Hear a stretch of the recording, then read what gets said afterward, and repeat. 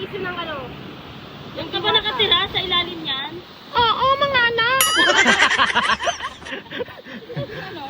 Guys, yan. Lumulutang na po ang mga propeta. Tingnan nyo sa likod ng araw. Guys, namuluhod na po siya sa amin. Guys, nagmukbang kami ngayon dito sa Taal Lake ng mga prutas dahil may nagpadala from South Korea. Hindi ho talaga naubos dahil ho sanay ang aming mga lalamnan sa mga karne. Lalo na si Sukulot at si Manuel, ang hinahanap nyo ay mga pritong manok. Prutas, tayuan agad. Pero pag karne, wala makapag-aral. Walang matitira. Guys, kaya nga, pag prutas ang dami natitira, pero pag karne, buto-buto yung ubos. Walang hiya.